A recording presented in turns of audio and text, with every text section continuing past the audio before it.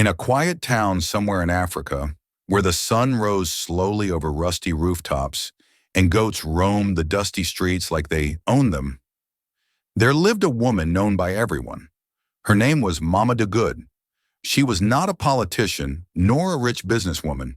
She didn't live in a big house or drive a flashy car, but if you asked anyone in that town who they trusted with their life, they would say her name without thinking twice. Mama DoGood was a midwife. Not just any midwife, she was special.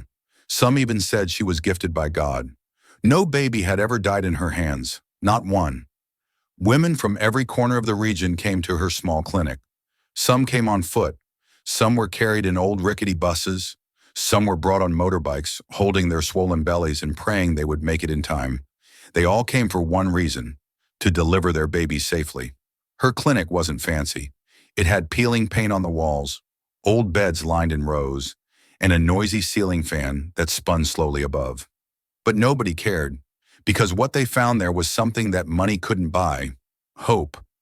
Mama DoGood charged so little that even the poor could afford her care. And no matter how big the baby was, no matter how complicated the case seemed, she always found a way to help the mother push through. No surgery, no death, no sorrow. People said she had hands blessed by heaven.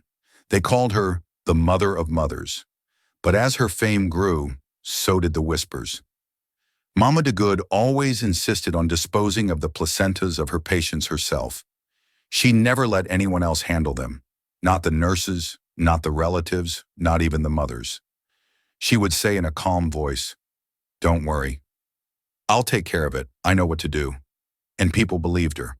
After all, she had never failed. Every woman left her clinic carrying a healthy child in her arms. So even when something felt odd, even when her eyes seemed to hold a secret too deep to explain, they looked away. They smiled. They said thank you, because in that small town, what mattered most was that their babies were alive. But what they didn't know was that behind Mama DoGood's gentle hands and sweet smile lived something darker, something hidden, and it all began with what she did to the placenta. In a quiet corner of that same town lived a young couple, Mr. and Mrs. Efosa. They were simple people, not rich, not poor, just two souls trying to find joy in life again. On the outside, they smiled, waved at neighbors, and sat together in front of their small home in the evenings. But inside, they carried a sorrow too heavy for words. They had lost 3 children. 3 times Mrs. Efosa had gone through 9 months of pregnancy. 3 times she had laid on a cold hospital bed.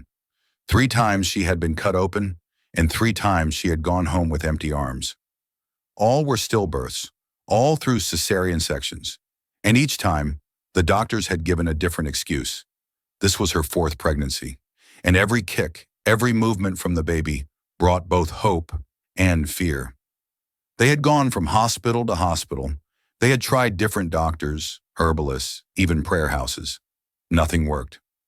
Every time they got close to believing again, the pain of their past returned to remind them. But then one day, a nurse at a private clinic whispered a name to them. She said, "Try Mama DoGood. She is different. No child has ever died in her hands."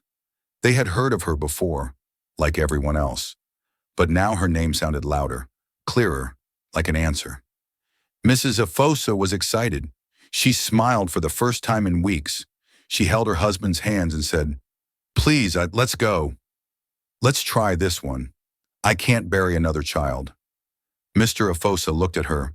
He saw the tiredness in her eyes, the weight she carried, the silent fear that this one too might be lost.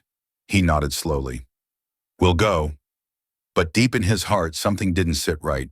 He had no proof, no reason to doubt Mama DoGood, but something in him said he needed to be alert. The next week, they visited her clinic. Mama DoGood welcomed them with her usual gentle smile. She placed her hand softly on Mrs. Efosa's belly and said, "You will carry this one home in peace. Don't worry." Mrs. Efosa cried quietly, her head resting on Mama DoGood's shoulder.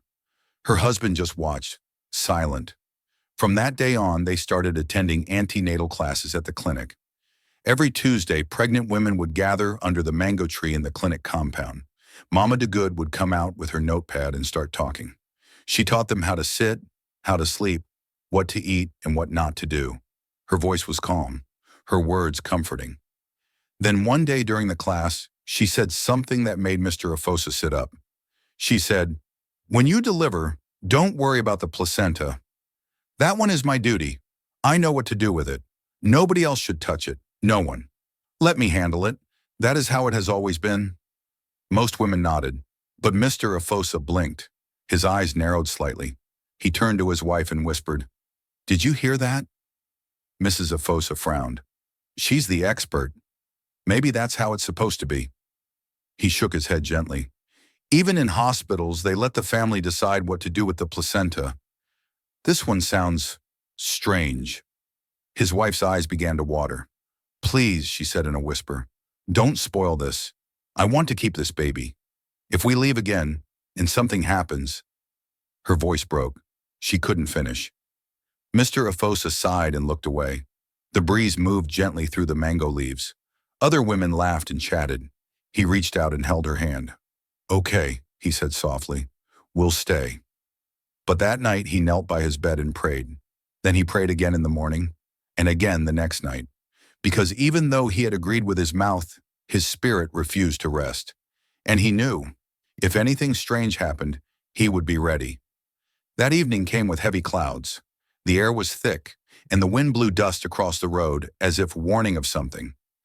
Mrs. Efosa had started feeling pain from the early hours of the morning, but by sunset it had grown stronger. Her time had come. Mr. Efosa didn't wait. He carried her into the car and drove straight to Mama DoGood's clinic. His hands gripped the steering wheel, his heart pounding harder with every turn of the tires. His lips kept moving in silent prayer. When they got there, Mama DoGood was already waiting. Her white gown swayed gently in the wind as she helped carry Mrs. Efosa inside. Her face looked calm, her voice steady, and she smiled at Mr. Efosa like she had no doubt everything would go well. "She'll deliver safely," she said. "You can sit outside. We don't allow men in the labor room." Mr. Efosa hesitated. He opened his mouth to speak but paused. Then he nodded slowly and sat on the wooden bench outside the labor ward. He could hear muffled sounds from inside, nurses moving about, the voice of his wife groaning in pain. Then Mama DoGood's strong voice telling her to push, encouraging, commanding.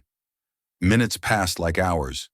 Then suddenly, he heard it, the cry of a newborn baby, a loud, strong, healthy cry. Tears gathered in Mr. Efosa's eyes. His body shook. For the first time in years, he had heard his own child cry, a sound he thought he might never hear again. But even in that joy, his spirit remained alert. He stood up quietly, walked away from the bench, and found a corner beside the building where he could watch without being seen. He saw Mama DoGood walk out of the labor room. She was holding a small black bag.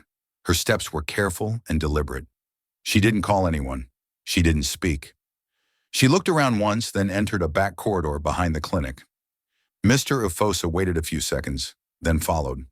The hallway was narrow and dim. The walls were lined with old posters of pregnancy care and herbal treatments. At the end of the passage, there was a wooden door, slightly open. He peeped through. What he saw made his skin crawl. Inside the room was no medical equipment, no drugs, no patient bed. Just a dusty, dark room lit by 2 flickering candles. The walls were marked with strange red symbols. In the corner sat a small clay idol, half woman, half fish, its eyes hollow, its mouth open like it was waiting to speak. Mama DoGood walked in and knelt before it. She placed the black bag, his son's placenta, on a flat stone in front of the idol. She didn't speak, but she bowed her head deeply and began to hum. The sound was low and eerie, like a song from a world that did not belong to the living. Mr. Efosa felt his legs weaken. He wanted to run, but his feet wouldn't move. He knew this was the moment, the very reason his spirit had been restless. He waited until she left the room. She closed the door behind her and walked away, not knowing someone had seen her. Mr. Efosa stepped out from the shadows. He opened the door slowly. The candles flickered again, as if they knew he wasn't supposed to be there. He moved straight to the bag, picked it up. For a moment he looked at the idol. Its face seemed to twist, or maybe it was just the candlelight. He turned and ran. He didn't stop until he reached his car. He placed the bag on the passenger seat and drove straight home. He didn't go back to the clinic immediately. He didn't call anyone. He went to the back of his compound, dug a hole under the moonlight, and buried the placenta himself. As he covered the hole with sand, he spoke softly. This one is for God, not for any goddess. Then he washed his hands, changed his shirt, and drove back to the clinic. When he walked in, Mama DoGood looked surprised. "Where did you go?" she asked. "I had stomach upset," he said. "I rushed home to use the toilet." She nodded, then smiled and handed him his son, a healthy boy wrapped in a clean cloth, sleeping peacefully. His wife smiled weakly from the bed. He smiled back, but deep in his heart, he knew the real battle had just begun. The sun rose gently over the small town the next morning, painting everything gold. Birds chirped. The sky was clear. It felt like a new beginning. Mrs. Efosa sat upright in the clinic bed, her baby cradled in her arms, eyes filled with joy. She looked different, light, glowing, complete. The sorrow that once clouded her spirit had lifted. Her baby slept peacefully, his chest rising and falling like the rhythm of answered prayers. Mr. Efosa helped pack their few belongings into a small bag. He smiled but said little. His eyes kept drifting toward the corridor Mama DoGood had disappeared into the night before. Mama DoGood came to see them off. She wore her usual calm face, her lips curved in a smile, but her eyes twitched slightly, as if something inside her had cracked. "Congratulations," she said. "He will grow strong." Mrs. Efosa held her hands. "Thank you, Mama. You are truly a gift." Mama DoGood nodded but said nothing more. She watched as they left, the baby in his mother's arms, the father gently holding the door open. She watched until their car disappeared down the dusty road. Then she turned around and hurried back inside. That night, when the clinic was quiet and the lanterns had been turned down, Mama DoGood returned to her secret room. The shrine flickered with candlelight. The clay idol stood silently in its corner, watching. Mama knelt slowly. She placed a bowl of water before it and lit incense, chanting softly in a language not of this world. "Great Mother of the waters," she whispered, "I have brought your offering. The womb opened, the child came, the placenta was laid before you. Let the star be released." She dipped her fingers into the bowl, eyes closed, then froze. The water rippled violently. The candle beside her blew out, not from wind, but from something deeper, something older. Then silence, heavy, unnatural silence. From within that silence came a voice, not loud, not soft, but everywhere at once. "One placenta is missing." Mama DoGood's eyes snapped open. Her lips trembled. No, I brought them all. "You have broken our covenant." The voice came again, deep and echoing, as if it rose from under the earth and sea at once. "You have 3 days, bring it, or you will run mad, or die." The room went dark. Mama DoGood collapsed on the floor, shivering. Her heart pounded against her chest. Sweat ran down her face. She crawled to the wall and stared at the idol. It now looked different, its face harsher, its eyes glowing faintly. She couldn't speak. She just sat there in the dark, remembering. A few years ago, she had been a government nurse. Ordinary, overlooked, underpaid. She had lost a patient during delivery, and they blamed her, fired her, sent her away in disgrace. She had wandered aimlessly, her dreams shattered, until one night she found herself at the riverbank. The moon was high, the waters shimmered, and the voice had called her. "I can give you power," it said. "I can make you the greatest midwife of your generation." She had knelt by the river, cut her palm, and let the blood drip into the water. The voice had spoken again. "The placenta is the seed of destiny. Deliver it always. Bring it to me, and I will bless your hands." She had agreed, and from that moment her name rose. Now, everything was falling apart. On the second day, Mama DoGood paced her office like a caged animal. She hadn't eaten. Her eyes were red from lack of sleep. She called all the nurses and demanded records of all deliveries. She searched every corner of the clinic, but deep down, she knew which placenta was missing. On the third day, she wore her white gown and went to the Efosa's house. Mrs. Efosa was surprised to see her at the gate. "Mama, you came to check on us?" she said cheerfully. "Come in, come in. I was just about to feed the baby." Mama DoGood didn't smile. "I need to ask you something," she said, voice shaky. "Yes? Where is your baby's placenta?" Mrs. Efosa froze. I I don't know," she said. "Didn't you take care of it like you always do?" Mama DoGood's face twisted. Her lips trembled. Mrs. Efosa looked confused. "Mama, is everything okay?" Before she could answer, Mama DoGood hurriedly left looking very confused and worried. Later that evening, the wooden gate creaked open. Mr. Efosa stepped into the compound, holding a bag of fruits. He was smiling faintly, tired but relieved. But as he walked toward the front door, his wife rushed to meet him, her face puzzled, her voice hurried. "Efosa, guess who came here today?" He paused. "Who?" "Mama DoGood. She came asking for our son's placenta." He froze. She looked strange. Her eyes were wild. Her voice was shaking. "I told her I didn't understand." Mr. Efosa set down the fruit bag slowly. His smile was gone. "She must never step into this house again," he said calmly. His wife's brows pulled together. What do you mean?" He looked her in the eye, voice firm. "I took the placenta. I saw her shrine." She gasped. "She is not who she claims to be." For a moment, Mrs. Efosa said nothing. Her mind raced. Memories came flooding back. Odd whispers she had ignored. The way Mama DoGood insisted on handling placentas herself. The babies in her street who had fallen strangely sick weeks after delivery.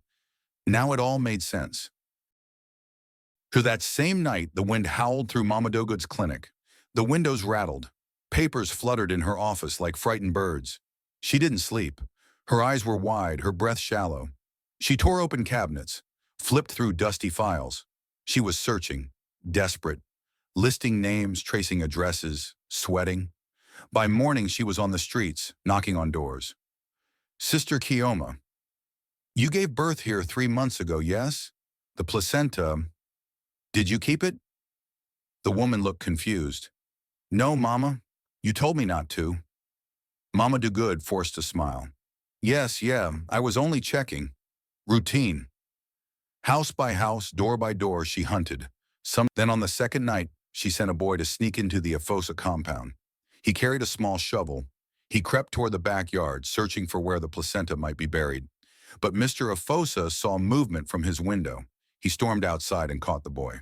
"Tell her," he said, his voice like thunder, "the placenta will never return to her shrine."